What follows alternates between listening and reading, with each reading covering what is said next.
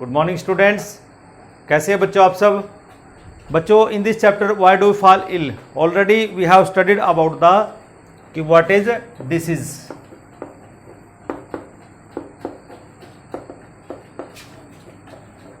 Disease क्या है ये हम ऑलरेडी डिस्कस कर चुके हैं। आफ्टर दैट हम यहाँ पर पढ़ चुके हैं कि sign and symptoms of the disease, कि हमारे पास जो डिसीज होती है उसके साइन एंड सिम्टम्स क्या होते हैं। क्या आपको पता कैसे लगता है कि आपको डिसीज हो गई है, ये हम डिस्कस कर चुके हैं। उसके बाद आता है हमने इसमें जो डिस्कस किया चैप्टर में वो है कि जो डिसीज होती है वो हम कहते हैं कि अगर हम देखा जाए on the basis of the duration it is of two type. उसमें हमने पढ़ा कि एक्यूट एंड क्रोनिक डिसीज, ये हम अब तक यहाँ पर स्टडी कर चुके हैं, ठीक है ना।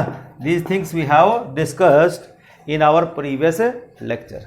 लेकिन आज हम इस लेक्चर में यहाँ पर एक नया टॉपिक डिस्कस करेंगे, that is causes of the disease.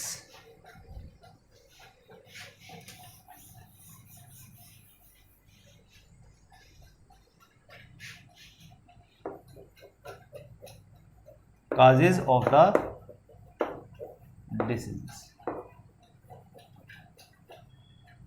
कि आपको आज यहां पर यह पता लग जाएगा कि अगर किसी को कोई डिसीज होती है तो उसका मेन कारण क्या रहता है। जब भी बच्चों काजेज की बात आती है, causes of the disease are the agents और फैक्टर्स। क्या तो कोई एजेंट होगा विच काज ए डिसीज, और या कुछ ऐसे फैक्टर्स हो सकते हैं which are responsible for the disease to happen, ठीक है ना।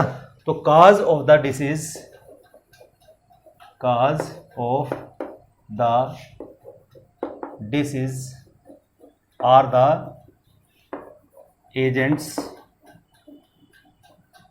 और फैक्टर्स विच क्या करते हैं, which produce a disease.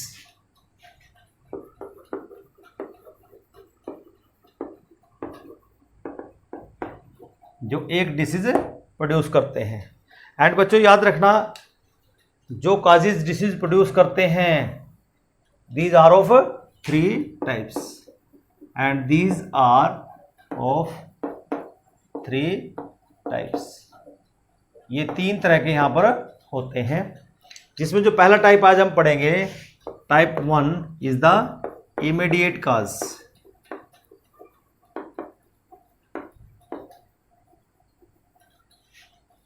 Immediate cause, और यू कैन से प्रेसिपिटेटिंग और प्राइमरी काज इसको हम कह सकते हैं। अगर इसको याद रखने के लिए सिर्फ रखा जाए कि इमीडिएट काज का मतलब क्या होगा, कि ऐसे फैक्टर्स या ऐसे agent which actually cause the disease, उसको हम क्या कहेंगे, इमीडिएट काज, और यू कैन से प्रेसिपिटेटिंग, और यू कैन से primary cause of the disease. तो यहां पर क्या हो जाएगा, ये द एजेंट्स और factors which actually cause the disease, कि जो एक्चुअल में डिसीज काज करते हैं उसको हम क्या कहते हैं, immediate cause of the disease, called immediate cause of the disease. तो ये चीज बच्चे आप लोगों ने याद रखना है, क्योंकि आपसे एक नंबर में यहां पूछ सकता है कि व्हाट इज इमीडिएट काज। तो आप वहां पे क्या बताओगे कि जो इमीडिएट काज है वो ऐसे एजेंट है या ऐसे फैक्टर्स हैं which actually cause the disease, and they are also called, and it is also called first level of cause. क्या बोलेंगे इसको, first level of cause, first level of cause. Question यहां से बढ़ सकता है कि what is first level of cause, तो फिर आप वहाँ पर इमीडिएट काज के बारे में ही बताओगे, ठीक है ना। अगर हम कोई इन्फेक्शियस की बात करते हैं डिसीज़ की, for a infectious disease immediate cause क्या हो सकता है, बता सकते हैं आप। देखो बच्चों, जब भी इन्फेक्शियस की बात आती है, इन्फेक्शियस का मतलब होता है कि ऐसी डिसीज़ जो एक डिसीज्ड पर्सन से एक हेल्दी पर्सन में ट्रांसफ़र हो जाए। For example present date situation आपको पता है कि जो कोरोना वायरस फैल रहा है, जिससे कोरोना डिसीज़ हो रही है, जो कोविड-19 जो फैल रहा है, जिससे जो बीमारी हो रही है, ये कैसी डिसीज़ हुई, ये एक इन्फेक्शियस डिसीज़ होगी। कैसी होगी, इन्फेक्शियस डिसीज़ होगी। तो उसी को हम देखते हैं कि एक्चुअल कॉजेटिव एजेंट वहाँ क्या है, या एजेंट या पैथोजन क्या है वहाँ पे, वो है कोविड-19, ठीक है ना। कोरोना वायरस 2019 वहाँ रिस्पॉन्सिबल है इस कोरोना के लिए। तो अगर हम यहाँ पर देखें, फॉर इन्फेक्शियस डिसीज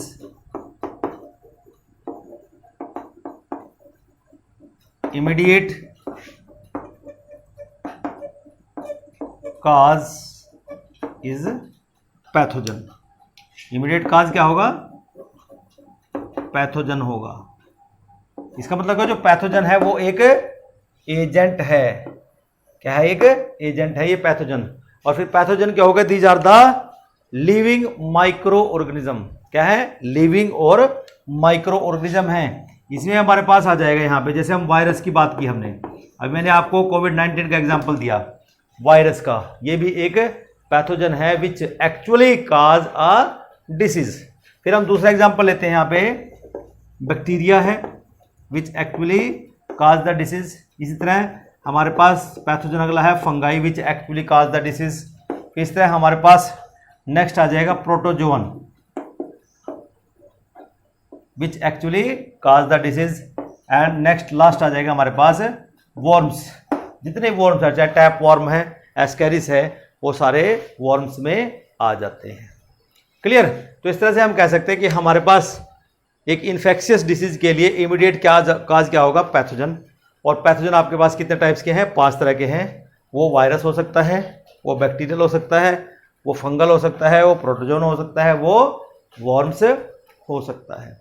फिर अगर हम इसी बात को एक एग्जाम्पल से समझें, एग्जाम्पल क्या है कि suppose a baby is suffering from loose motion, कि एक बच्ची को क्या हुआ है, लूज मोशन लग गए हैं, दस्त लग गए हैं, ठीक है ना।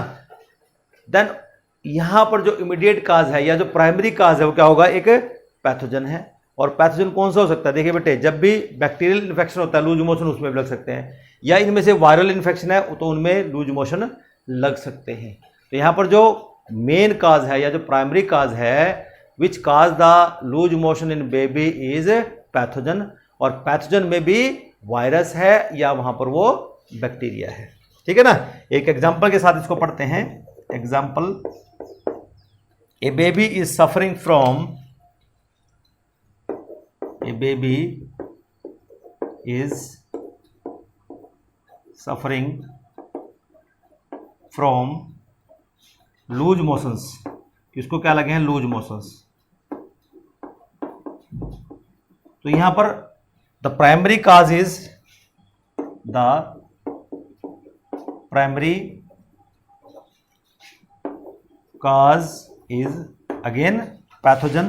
क्या होगा, वो पैथोजन होगा विच में भी,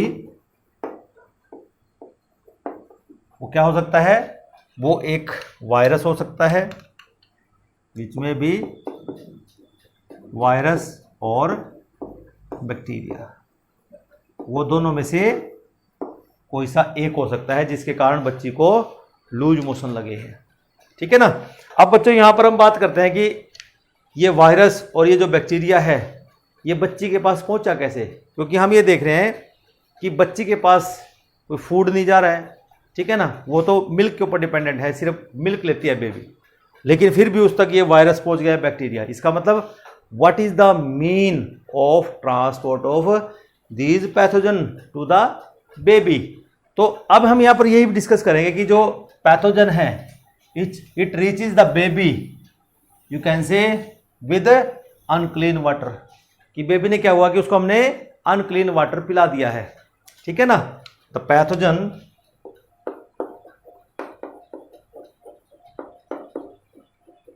reaches the baby,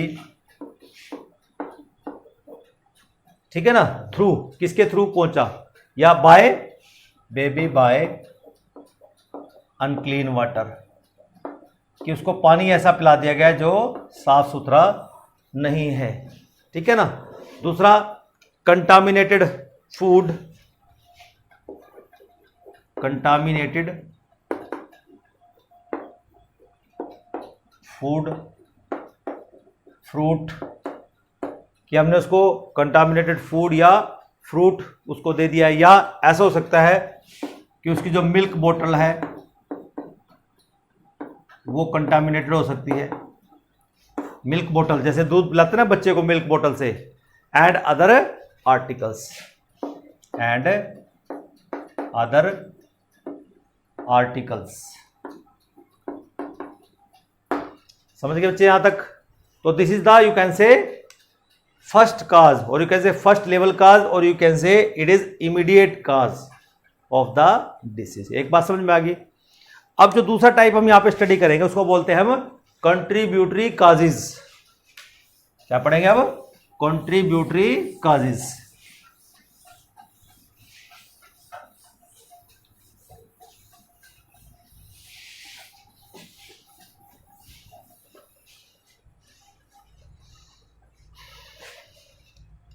second cause, contributory causes, कि जो कंट्रीब्यूट करते हैं, दैट मीन्स कि कोई पर्सन है, ठीक है ना, उसको बीमारी लगना स्टार्ट हो जाए। तो ऐसा कब होगा कि कुछ ऐसे फैक्टर्स हो सकते हैं विच मेक द पर्सन, ठीक है, more prone to catch a disease. इसका मतलब होगा कि वो फैक्टर्स होंगे ऐसे जिसकी वजह से उस पर्सन को वो पर्टिकुलर डिसीज हो सकती है। क्लियर? और हम ये भी जानते हैं बच्चों कि जितने भी ऑल पर्सन्स हैं they are not equally susceptible to the disease.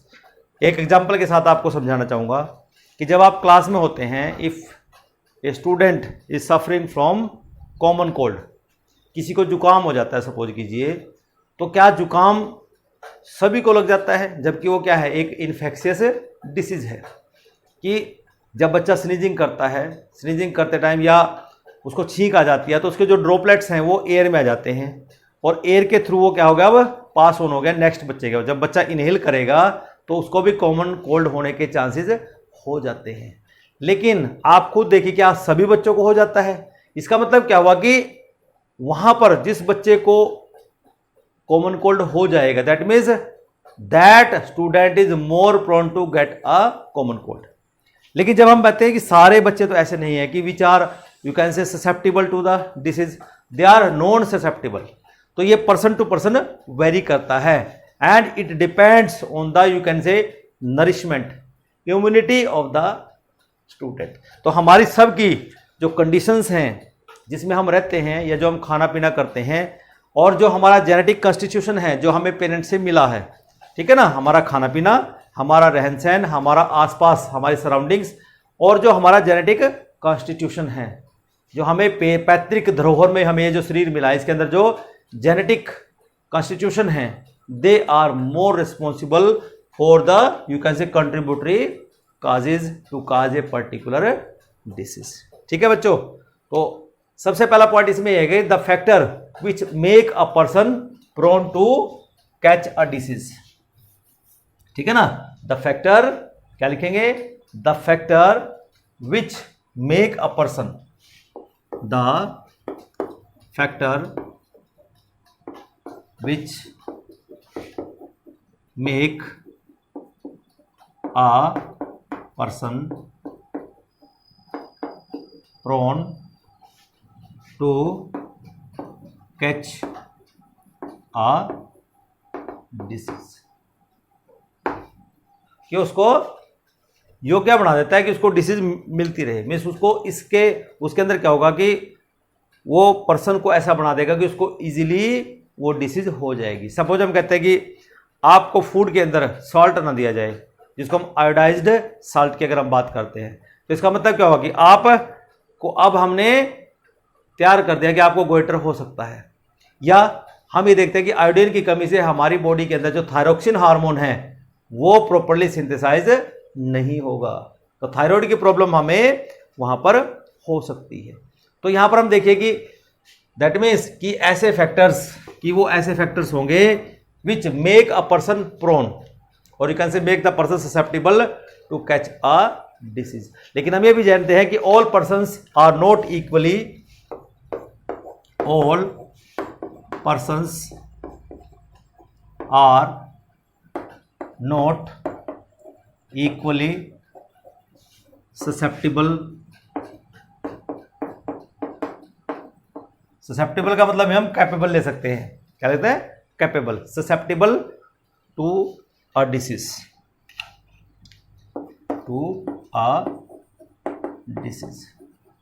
कि किसी डिसीज के लिए वो ससेप्टेबल नहीं है कि वो सबको हो जाए। जैसे मैंने आपको कॉमन कोल्ड का एग्जांपल यहां पर दिया है। ससेप्टेबिलिटी किसके ऊपर डिपेंड कर सकती है? ससेप्टेबिलिटी में बी डिपेंड्स अपॉन, ससेप्टेबिलिटी में बी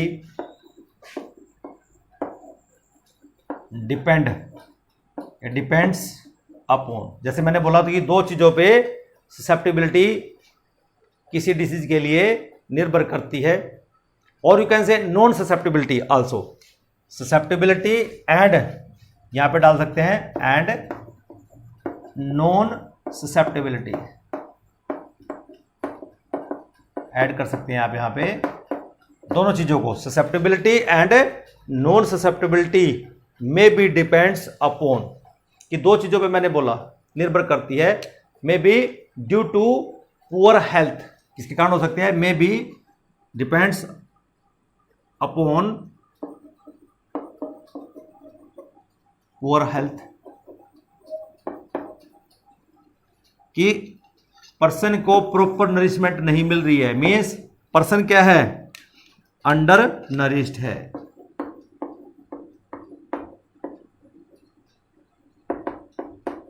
इस फैक्टर के ऊपर काम करेगा या नहीं करेगा, अंडर नरिश्ड।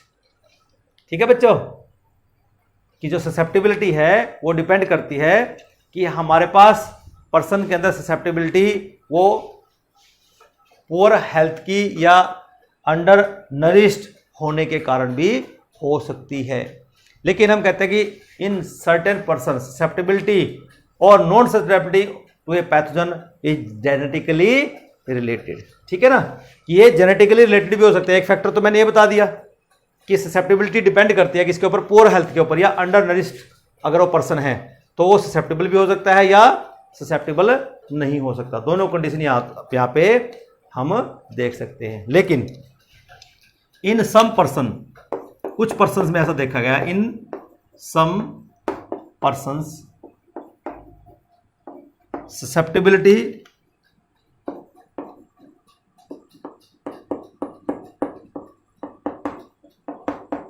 एंड और नॉन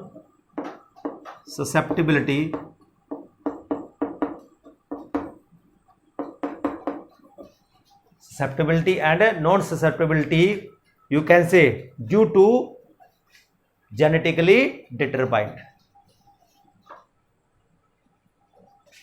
may be genetically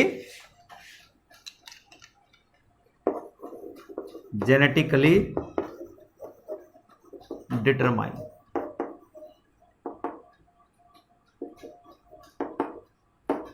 और यू कैन से जेनेटिकली रिलेटेड हम इसको मान सकते हैं। तो ये दो चीजें आपने याद रखनी है बच्चों यहाँ पे, कि जेनेटिकली का मतलब कि हमें जो जेनेटिक कॉन्स्टिट्यूशन है या वो पुअर हेल्थ हो सकती है, इसके ऊपर ससेप्टेबिलिटी यहाँ पर रिलाई कर सकती है। तो हम एक बात ओवरऑल अगर यहाँ पे समझें कि जो कंट्रीब्यूटरी काजेज हैं they are due to under nourishment और पुअर हेल्थ। ठीक है ना, किसके कारण है, दो चीजें यहां पर कंट्रीब्यूटरी काजेस निकल के आते हैं सामने, एक है अंडर नरिशमेंट और दूसरा है पुअर हेरिडिटी, और यू कैन से हमारा जेनेटिकली जो हम डिटरमाइन हो रहे हैं। ठीक है ना, तो ओवरऑल हम यहां पर एक लाइन में यहां पर ये कंक्लूजन लिख सकते हैं। क्या लिख सकते हैं कि the contributory causes due to the contributory causes are due to, किसके कारण है? पुअर नरिशमेंट, कि जो नरिशमेंट है वो प्रॉपर नहीं है, एंड पुअर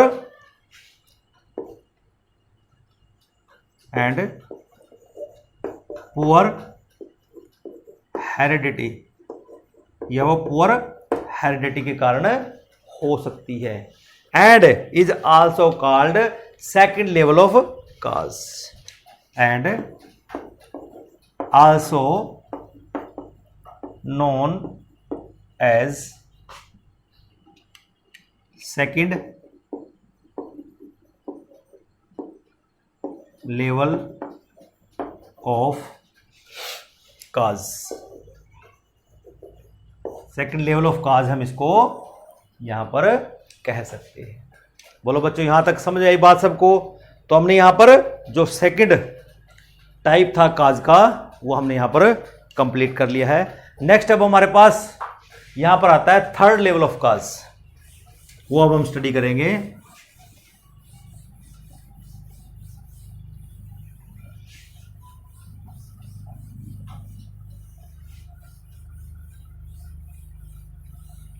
तो यहां पर जो तीसरा टाइप है हमारे पास वो है थर्ड लेवल ऑफ काज। तीसरा, थर्ड लेवल ऑफ काज। देखिए बच्चों, जब हमने इमीडिएट काज की बात करी तो तब हमने बोल दिया कि हमारे पास ये कुछ ऐसे एजेंट या फैक्टर हो सकते हैं which actually cause the disease. लेकिन जब हमने कंट्रीब्यूटरी जो फैक्टर्स थे उनकी बात की, कंट्रीब्यूटरी में हमने एक ही बात बोली कि यहाँ पर कि ऐसे फैक्टर हो सकते हैं which you can say makes a person to get a disease. लेकिन यहाँ पर कुछ ऐसे सर्टेन काजेस हो सकते हैं विच इंक्रीज द प्रोननेस, कि कुछ ऐसे फैक्टर्स हो सकते हैं जो उस प्रोननेस को और बढ़ावा दे सकते हैं, and they are called third level of cause. तो सर्टेन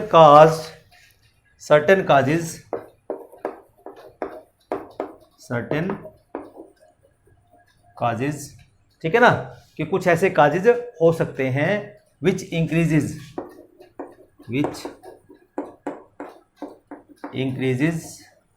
क्या इंक्रीज करेंगे? प्रोननेस को बढ़ावा देते हैं। इंक्रीज द प्रोननेस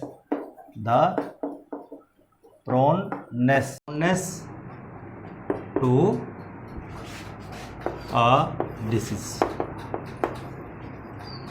ठीक है बच्चों, and these causes also called third level of causes. इनको हम क्या कहेंगे? थर्ड लेवल ऑफ काजेस कहते हैं। ठीक है बच्चों, these are also called third level of causes. फिर बात आती है कि यहाँ पर ये जो काजेस हैं वो कौन कौन से काजेस हैं which increase the proneness to a disease.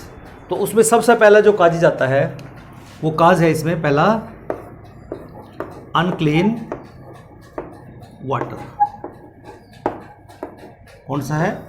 Unclean water. देखिए बच्चों, जब भी हम कोई अनक्लीन वाटर पी लेते हैं तो उसके अंदर में भी कुछ बैक्टीरिया हो सकते हैं, में भी कोई वायरस हो सकता है, जिसकी वजह से क्या हो सकता है कि हमें कोई भी डिसीज हो सकती है। दैट मीन्स जो अनक्लीन वाटर है it make everybody to catch the water borne disease. Clear?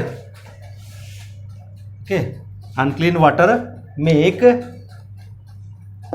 Unclean water intake make everybody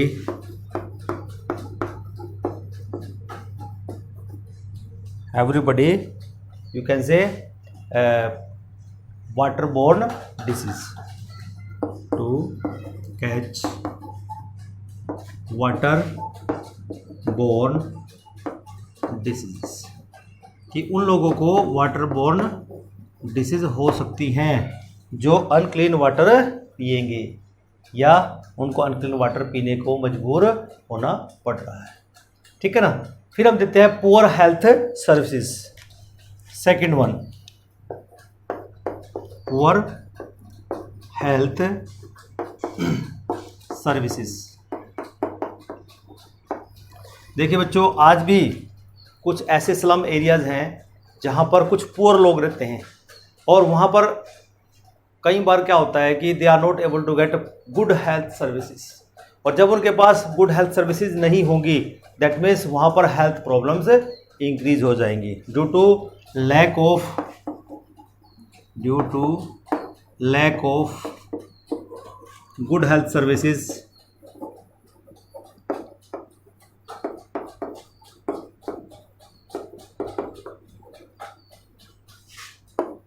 The people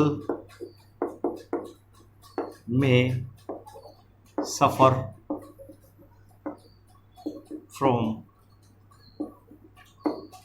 many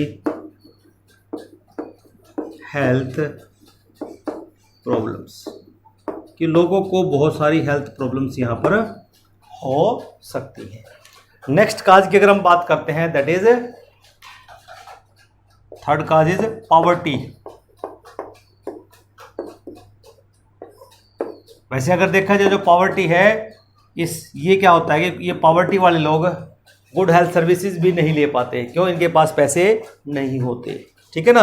due to lack of money, due to lack of money और poor economic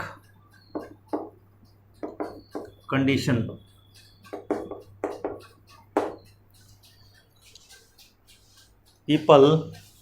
some people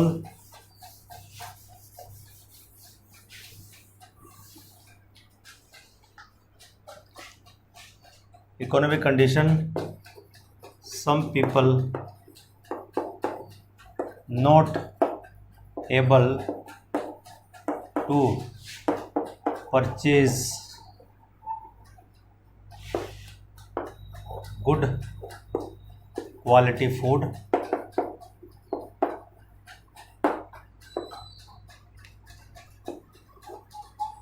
good quality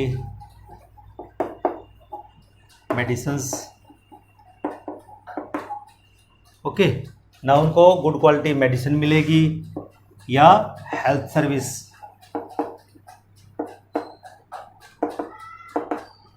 medicine और health service they can't take.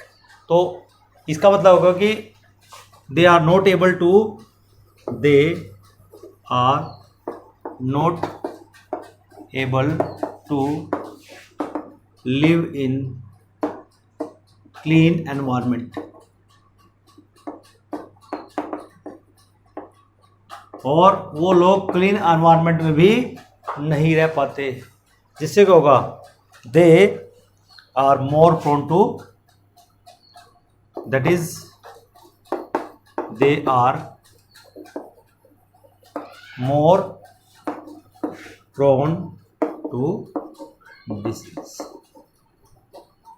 इस तरह से बेटे हम देखते हैं कि जो थर्ड लेवल है ये उन काजेज को, मीन्स हमारी जो प्रोननेस है उनको इंक्रीज कर देता है। क्लियर हो गया सबको यहाँ तक? अब जरा हम ये देखते हैं कि हमारे पास जो डिसीज़ है उसका एक, मैं आपके सामने एक फ्लो चार्ट के हेल्प से आपको यहाँ पर डिस्क्राइब करूँगा कि जो हमारे पास डिसीज होती हैं वो कितने टाइप की होती है और उनको हम फर्दर कैसे कैटेगराइज कर सकते हैं। ठीक है बच्चों? तो सबसे पहले हम देखते हैं कि जो डिसीज है mainly it is of two type.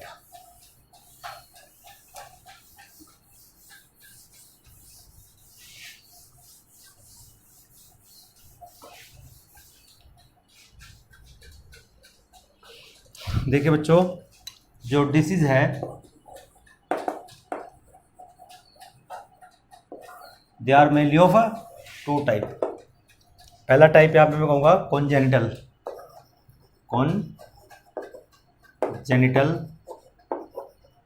Disease, ठीक है ना। और दूसरा यहाँ पर होगा एक्वायर्ड डिसीज, एक को हम एक्वायर करते हैं और एक हमें बाय बर्थ मिलती है। देखिए बच्चों, जब हम यहाँ पर बात करते हैं कॉन्जेनिटल डिसीज की, these disease are present since birth, किसको बोलोगे? दीज डिसीजेस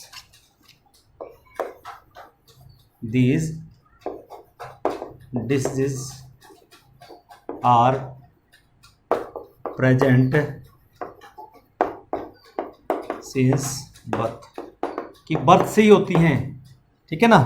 फिर बात करते हैं इसके काजेज क्या होगा, कि ये क्यों होती हैं, काजेज क्या होंगे कॉन्जेनिटल डिसीज के।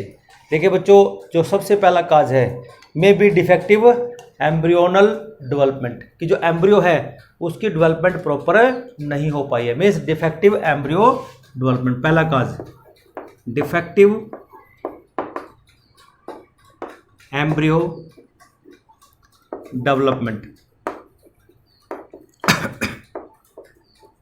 समझने की कोशिश करना कि होता क्या है एक्चुअल में। जब हम एम्ब्रियो किसको कहते हैं, कि सपोज हम अगर हमारे पास मेल है पर्सन और एक फीमेल है, मेल क्या प्रोड्यूस करता है? स्पर्म, ठीक है बच्चों, और फीमेल क्या प्रोड्यूस करती है? एग। जब एग और स्पर्म फ्यूज करते हैं तो क्या बनता है? जाइगोट बनता है, ठीक है बच्चों। और फॉर सेवरल डिवीजन, ठीक है ना, आफ्टर सेवरल डिवीजन ये जो जाइगोट है गेट कन्वर्टेड इनटू एम्ब्रियो, ठीक है ना। और एम्ब्रियो में फिर क्या होता है? फर्दर बहुत सारी डेवलपमेंट होती है। क्या होती है?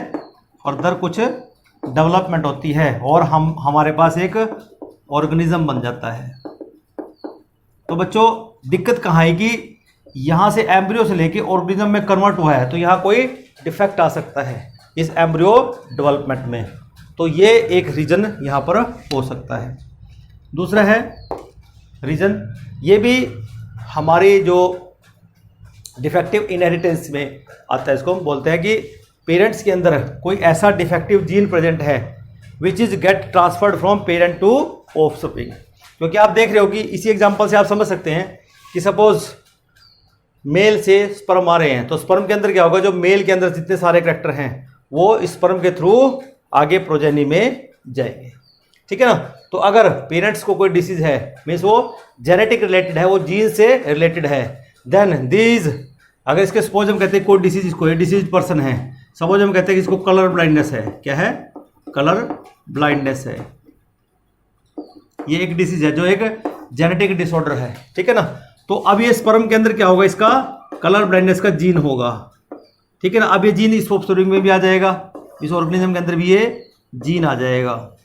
तो मे भी चांसेस हैं कि ये जो ऑर्गेनिज्म है ये भी कलर ब्लाइंड हो सकता है, ठीक है ना। तो यहां पर दूसरा कारण यही होगा डिफेक्टिव इनहेरिटेंस, डिफेक्टिव जीन लिख सकते हैं, जीन इनहेरिटेंस। और इसका एग्जाम्पल भी आप दे सकते हैं। एग्जाम्पल क्या हो सकता है कि जैसे एक तो मैंने आपको बता दिया है, एग्जाम्पल है हमारे पास डिफेक्टिव जीन इनहेरिटेंस का। एक तो है हेमोफीलिया। हेमोफीलिया में क्या होता है कि ये एक ब्लीडर्स डिसीज है कि अगर एक कट लग जाता है स्मॉल तो कंटिन्यूअस ब्लीडिंग होती है and may be person become dead after some time. इसको ब्लीडर्स डिसीज भी कहते हैं। तो ये डिफेक्टिव जीन के कारण होता है। दूसरा हमने पढ़ाया कलर ब्लाइंडनेस।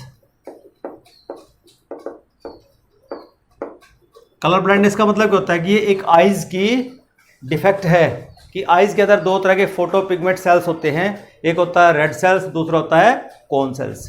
तो रेड सेल्स और कोन सेल्स अगर डिफेक्टिव जीन आ गया है जिससे ये रेड सेल्स और कोन सेल्स बनते हैं, तो रेड सेल्स कोन सेल्स का जो फंक्शन है वो कलर्स को कॉम्बिनेशन में पहचानना होता है। तो जिस पर्सन को डिफेक्टिव जीन आया है, ठीक है ना, तो उसके जो रेड सेल्स हैं और जो कोन सेल्स हैं they are not properly formed, वो प्रॉपरली नहीं बन पाते। जिसकी वजह से वो कलर को पहचानने में उनको दिक्कत होती है। तो this is about the congenital disease. अब जरा बात कर लेते हैं यहाँ पर एक्वायर्ड डिसीज की। जो एक्वायर्ड डिसीज होती है, ये जो ऑर्गेनिज्म है इसको एक्वायर करता है after the birth from the surrounding, ठीक है ना। Acquired disease you can say pick it up after the birth. These disease are acquire और कैच आफ्टर बर्थ के पिकड अप और कैच, हम पिकड अप भी लिख सकते हैं, पिकड अप और catch after the birth, birth के बाद, और यहां सिंस बर्थ, ये याद रखना है। या हम ऐसा कह सकते हैं दिस इज विच अकर्स और you can say which are you can say comes after the birth in individual, इनको हम क्या बोलते हैं, एक्वायर्ड डिसीज बोलते हैं। और जो एक्वायर्ड डिसीज हैं दीज आर ऑफ 2 टाइप्स। कैसी होंगी? 2 टाइप्स की होती हैं, ठीक है बच्चों, 2 टाइप की होंगी। पहला होगा इन्फेक्शियस और दूसरा होगा नॉन इन्फेक्शियस। मैं डिवाइड कर देता हूँ यहाँ पे इन्फेक्शियस और नॉन इन्फेक्शियस, फिर अब मैं इसको डिटेल में बता दूंगा कैसे होता है, ठीक है। मैं यहाँ पे कॉन्जेनिटल हटा देता हूँ ताकि ये पूरे बोर्ड पे आ जाए, ठीक है ना। तो ये 2 तरह का होगा एक्वायर्ड डिसीज 2 तरह का होगा। एक आ जाएगा इसमें इन्फेक्शियस और कम्युनिकेबल डिसीज, ठीक है ना। और दूसरा होगा नॉन इन्फेक्शियस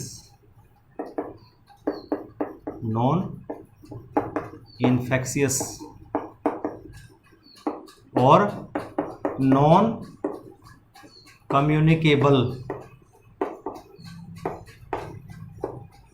ये 2 तरह का होगा बच्चों, ठीक है ना। तो अब मैं जरा आपको बता दूं कि जो यहाँ पर इन्फेक्शियस होगा ये फर्दर 2 तरीके से, इन्फेक्शियस का मतलब आपको पहले बताया जा चुका है कि ये ऐसी डिसीज होगी विच ट्रांसफर्ड और you can say which transmit from diseased person to non diseased person, और you can say the disease which transferred from diseased person to healthy person, उनको हम क्या कहते हैं, कम्युनिकेबल और इन्फेक्शियस डिसीज। अब फैलने के 2 तरीके हैं, एक तो डायरेक्ट कॉन्टैक्ट से फैल सकती हैं या इनडायरेक्ट ट्रांसमिशन इनका हो सकता है। अब बहुत बड़ी एग्जांपल आज की डेट में आपके पास है, कौन सा एग्जांपल है बच्चों, कोविड-19 का, कि ये जो कोरोना वायरस है अगर हम डायरेक्ट कॉन्टैक्ट में आ जाए कि किसी पर्सन को कोरोना हो गया है, ठीक है ना, और हम उसके डायरेक्ट कॉन्टैक्ट में आ गए, डायरेक्ट कॉन्टैक्ट में मीन्स कि अगर हम उसके साथ गले मिलते हैं या उसके साथ हैंडशेक करते हैं, ये डायरेक्ट कॉन्टैक्ट हो गया। तो इसका मतलब क्या होगा कि जो इन्फेक्शियस डिसीज है इट में भी कॉन्टाजियस, कैसे हो सकती है ये, कॉन्टाजियस, कैसे हो सकती है, कॉन्टाजियस हो सकती है, जिसको हम कहते हैं डायरेक्ट ट्रांसमिशन।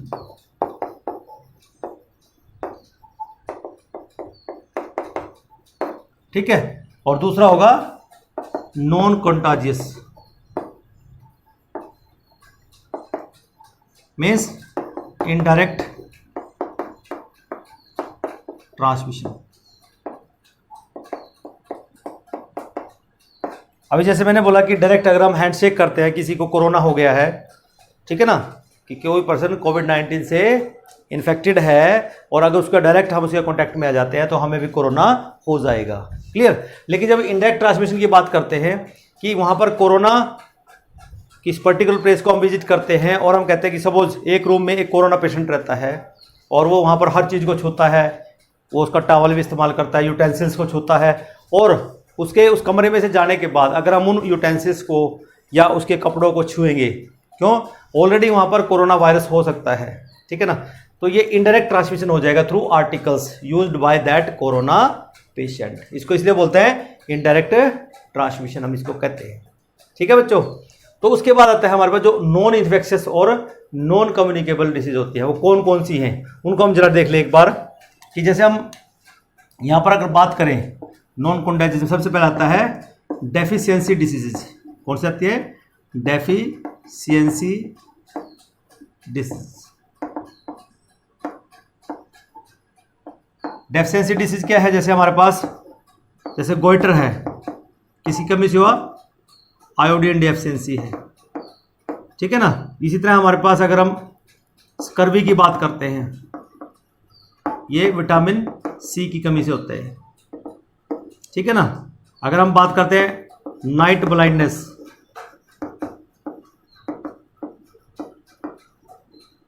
तो ये किसकी कमी से? विटामिन ए की कमी से हो रहा है। तो इस तरह से ये जो ऐसी डिसीज होंगी उसको हम डेफिशिएंसी डिसीज कहेंगे। लेकिन हमेशा याद रखना, these are not transmitted from diseased person to the healthy person. ये चीज आप लोगों ने याद रखनी है कि ये कभी भी इनका ट्रांसमिशन नहीं होता फ्रॉम, ठीक है ना, unhealthy person to the healthy person. Next आता है हमारे पास मेटाबॉलिक डिसऑर्डर। देखिए बच्चों, जब हम मेटाबॉलिज्म की बात करते हैं तो मेटाबॉलिज्म के दो पार्ट हमारे पास होते हैं, एक होता है कैटाबॉलिज्म, एक होता है एनाबॉलिज्म। इसको कैसे समझेंगे कि जब हम कैटाबॉलिज्म को समझें तो जैसे ही हमने खाना खाया तो हमारे खाने के अंदर क्या है? सपोज कार्बोहाइड्रेट है, तो कार्बोहाइड्रेट यहां ब्रेक डाउन होगा, किसमें? ग्लूकोज में टूट जाएगा। तो ये क्या हुआ? ये कैटाबॉलिक रिएक्शन, ये ब्रेक डाउन हुआ। लेकिन जब हम हमारे ब्लड के अंदर ग्लूकोज चला जाएगा तो ये सेल्स के पास जाएगा। अब सेल्स क्या करते हैं? अगर हमें एनर्जी चाहिए तो ये एनर्जी में टूट जाएगा, लेकिन अगर एक्स्ट्रा है तो फिर दोबारा से वहां क्या बन जाएगा? ग्लाइकोजन। और ग्लाइकोजन क्या है? एक कार्बोहाइड्रेट है। इसका मतलब क्या हुआ कि अगर हमारी बॉडी के अंदर जो ब्रेक डाउन हो रहा है और जो सिंथेसिस हो रहा है वो प्रॉपर नहीं है, ठीक है ना, अगर वो डिसीज आ गई है उसको हम मेटाबॉलिक डिसऑर्डर कह सकते हैं। मीन्स हमारे मेटाबॉलिज्म से रिलेटेड जो भी डिसऑर्डर हैं they comes under this, you can say non infectious और you can say non communicable disease, ठीक है ना। नेक्स्ट आता है हमारे पास डीजेनरेटिव डिसीज, डीजेनरेटिव डिसऑर्डर्स। याद रखना बच्चों, डीजेनरेटिव का मतलब है कि कोई भी हमारी बॉडी का इंटरनल ऑर्गन, जैसे हम किडनी की बात करते हैं, आजकल किडनी की बड़ी प्रॉब्लम्स बढ़ रही हैं कि किडनी फेलियर लोगों को बहुत ज़्यादा होने लगा है। इसका मतलब क्या हुआ कि जो किडनी के सेल्स हैं उनके अंदर कोई चेंज आ गया है या वो इन्फेक्ट हो गया है, यानी इन्फेक्शन हो गया है कि वो अपना वर्क प्रॉपरली नहीं कर पा रहे हैं, ठीक है ना, उसको हम बोलते हैं डीजेनरेटिव डिसऑर्डर। नेक्स्ट होता है हमारे पास एलर्जीज, ठीक है ना। तो एलर्जीज होती है कुछ जो कि अब जैसे अस्थमा है, अस्थमा में कहते हैं कि ये ऐसा डिसऑर्डर है जो आगे किसी में ट्रांसमिट नहीं हो सकता। जैसे पोलन एलर्जी है, तो पोलन एलर्जी का हम मान के चले तो क्या ये ट्रांसमिट होगी? ये कभी भी ट्रांसमिट नहीं हो सकती, वो पर्टिकुलर पर्सन को ही रहेगी। इसी तरह हमारे पास नेक्स्ट हम देख सकते हैं कैंसर। अगर किसी को कैंसर हो जाता है तो ये भी आगे कम्युनिकेबल नहीं होता, ये भी एक पर्सन को तक ही रेस्ट्रिक्ट रहता है। क्लियर? और सबसे बड़ी एग्जांपल तो आप देख सकते हैं कि अगर आपको इंजरी हो जाए, क्या हो जाए? कोई इंजरी हो जाए या चोट लग जाए तो ये भी एक तरह का डिसऑर्डर है, ठीक है ना। या आपकी टांग कट हो जाए वो भी एक डिसऑर्डर है, मीन्स वो डीजेनरेटिव चेंज आ जाएगा। डीजेनरेटिव मीन्स हमारा लिम्ब काम करना छोड़ जाए और हम रिप्रोड्यूस करें तो क्या आगे जो प्रोजेनी है वो भी लिम्बलेस होगी? नहीं होगी। इसका मतलब क्या हुआ कि ये नॉन कम्युनिकेबल डिसीज होंगी, ये कभी भी आगे एक पर्सन से दूसरे पर्सन में नहीं जाती। क्लियर? ठीक है ना। अब जरा ये तो हमने बता दिया कि ये डिसीज कैसी होती हैं, किस तरह से इनका ट्रांसमिशन होता है, लेकिन अब इनके डिफरेंस की बात करते हैं कि इनमें डिफरेंस क्या रहेगा। So come to the difference between infectious और communicable disease and non infectious और नॉन कम्युनिकेबल डिसीजेज। तो अब जरा हम डिफरेंस करेंगे।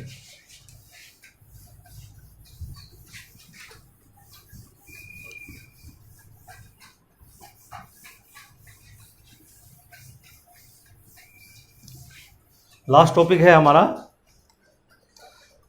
डिफरेंस बिटवीन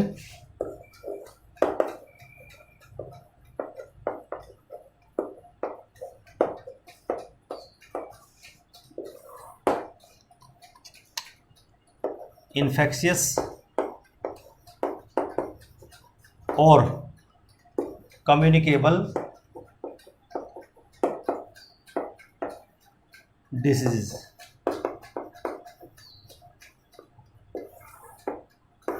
दूसरा है नॉन इन्फेक्शियस, हाँ, नॉन इन्फेक्शियस और नॉन कम्युनिकेबल डिसीज।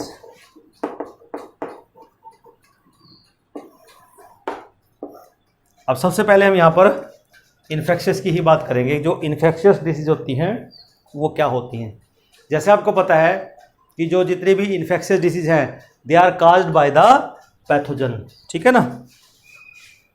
सबसे पहला पॉइंट है these diseases are caused by pathogen, हमेशा याद रखना। और जो पैथोजन यहाँ पर होंगे बच्चों, आपके पास क्या होगा, वायरस हो सकता है, बैक्टीरिया हो सकता है, फंगाई हो सकता है, ठीक है, प्रोटोजोन हो सकता है और एंड वर्म हो सकता है। तो ये 5 हमारे पास पैथोजन हैं, ये ध्यान रखना, ठीक है ना। तो नेक्स्ट है हमारे पास है कि हम ये भी देखते हैं कि जब भी हमें इन्फेक्शियस डिसीज होगी they are you can say brought about, कि हम तक कैसे आई है, बाय एक्सटर्नल और extrinsic factors. They are always brought by external और एक्सट्रिंसिक फैक्टर्स, कि हमारे पास जब भी डिसीज आएगी उसके लिए रिस्पॉन्सिबल कौन होगा, जो एक्सटर्नल फैक्टर्स हैं, ठीक है ना। एक्सटर्नल फैक्टर में जो आउटसाइड से हमारी बॉडी के अंदर एंटर करेंगे, ठीक है बच्चों। अब बात आती है कि ये डिसीज होंगे कैसी, हम ये कहेंगे these diseases are transmitted from deceased person to healthy person, ठीक है बच्चों। ये डिसीज्ड पर्सन से हेल्दी पर्सन में इनका ट्रांसमिशन हो सकता है बाय मीन्स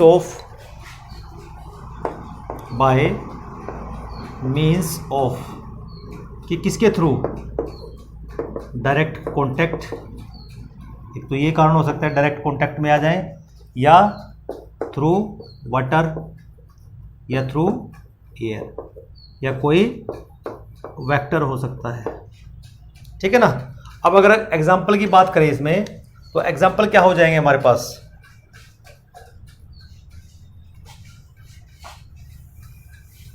तो एग्जाम्पल हमारे पास हम देख सकते हैं कि जैसे सपोज इसमें बहुत बड़े एग्जाम्पल आप ट्यूबरक्लोसिस का ले सकते हैं। एग्जाम्पल्स आर ट्यूबरक्लोसिस, ये भी एक इन्फेक्शियस डिसीज है। कॉमन कोल्ड है, ये भी एक इन्फेक्शियस डिसीज है, ठीक है। मलेरिया है, ये भी एक इन्फेक्शियस डिसीज है। इस तरह हम डायरिया ले सकते हैं, जो लूज मोशन हो जाती है बच्चों को, डायरिया, ये भी एक इन्फेक्शियस डिसीज है। कोलेरा है, डायरिया है, कोलेरा है। तो ये कुछ ऐसी डिसीज हैं जो कॉन्टाजियस हैं और यू कैन से इनडायरेक्ट नॉन कॉन्टाजियस भी हो सकती हैं, विच स्प्रेड थ्रू वेक्टर्स आल्सो। तो इनको हम कहते हैं कम्युनिकेबल डिसीज, जो कि एक डिसीज्ड पर्सन से हेल्दी पर्सन में इनका ट्रांसमिशन हो सकता है, ठीक है बच्चों। अब जरा बात कर लें नॉन इन्फेक्शियस डिसीज की। अब जैसे हमने उसमें कहा कि वहाँ पर एक पैथोजन होता है जिसके कारण वो डिसीज होती है, लेकिन यहाँ पर these disease are not caused by, these diseases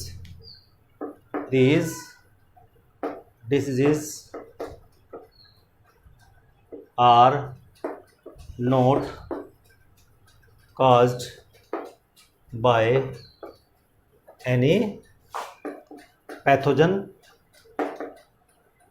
or living organism कि इनको जो काज करने वाला ना तो कोई पैथोजन हो सकता है और ना ही कोई लिविंग ऑर्गेनिज्म हो सकता है। ठीक है ना। फिर बात करते हैं कि ये हम तक पहुंचेगी कैसे, ये डिसीज हो कैसे सकती हैं। ठीक है ना। These are mostly due to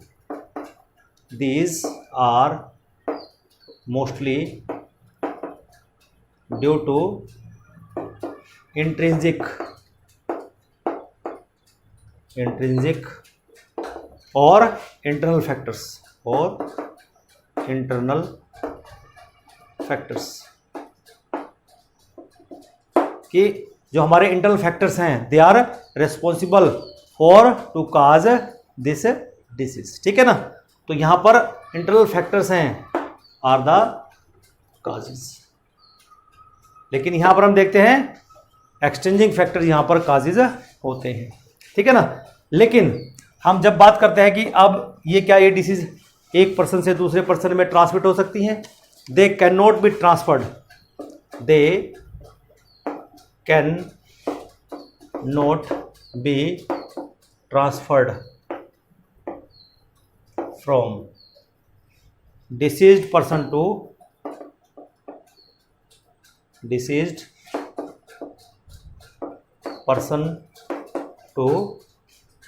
healthy person. लेकिन यहां पर एक एक्सेप्शन है। एक्सेप्शन क्या रहेगी? Accept hereditary disease. हेरिडेटरी का मतलब क्या होगा कि जो बाय बर्थ आगे ट्रांसमिट होती है वो पेरेंट से ऑफस्प्रिंग में जा सकती हैं। ठीक है ना। Except hereditary diseases as these diseases are transmitted from parents to offsprings कि ये जो डिसीज होंगी ये पेरेंट्स से ऑफस्प्रिंग में ट्रांसफर हो सकती हैं। ठीक है बच्चों। और अंत में हम यहाँ पर एग्जाम्पल और कर लेते हैं कि जो नॉन इन्फेक्शियस डिसीज है उनके एग्जाम्पल क्या रहेंगे। जैसे उसमें एक आपने नाम सुना भी होगा, ब्लड प्रेशर की डिसीज किसी को हो जाए, क्या ये ट्रांसमिट होगी? नहीं होगी। ठीक है। किसी को अगर डायबिटीज़ होगी तो क्या यह ट्रांसमिट होगी आगे? नहीं होगी। ठीक है ना। इसी तरह हमारे पास अगर किसी को गोइटर हो जाए तो क्या ट्रांसमिट होगी? नहीं होगी। तो इस तरह से बच्चों जो नॉन कम्युनिकेबल और नॉन इन्फेक्शियस डिसीज है वो कभी भी एक डिसीज्ड पर्सन से हेल्दी पर्सन में वो ट्रांसमिट नहीं हो सकती। तो आज के लिए बच्चों इस लेक्चर में हम इतना ही पढ़ेंगे। इन डिफरेंसेस को अच्छे से पढ़ें, इनको लर्न रखें और अगले लेक्चर का इंतज़ार करें। तब तक के लिए धन्यवाद। Thank you.